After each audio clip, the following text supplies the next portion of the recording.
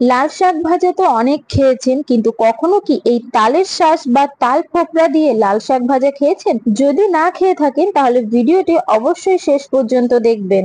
এই লাল শাকগুলো বাড়িতেই লাগানো, তাই এখান থেকে আমি বেছে বেছে শাকগুলো তুলে নিলাম ও বেছে ধুয়ে পরিষ্কার করে নিলাম। তালের শাঁসগুলোকে মাঝখান থেকে অর্ধেক করে কেটে এভাবে চামচ দিয়ে খোঁচা দিলেই খুব ভালোভাবে বেরিয়ে আসে।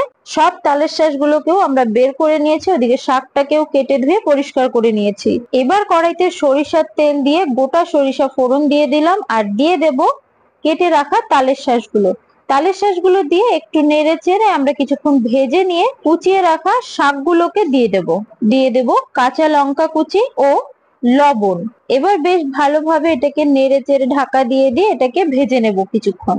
ভিডিওটি যদি ভালো লেগে থাকে তাহলে অবশ্যই একটি লাইক, কমেন্ট ও শেয়ার করে দেবেন, আর চ্যানেলে নতুন হলে চ্যানেলটি সাবস্ক্রাইব করে পাশে থাকবেন। শাক ভাজাটা নামানোর 5 মিনিট আগে আবারও একটু সরিষার তেল দিয়ে নেড়ে চেড়ে ভেজে নামিয়ে নিন। এইভাবে শাক ভাজার পদ্ধতিটা একদমই নতুন, তাই বাড়িতে অবশ্যই একবার এভাবে রান্না করে খেয়ে দেখুন। আশা করছি তোমাদের ভালো লাগবে। ভিডিওটি শেষ পর্যন্ত দেখার জন্য ধন্যবাদ।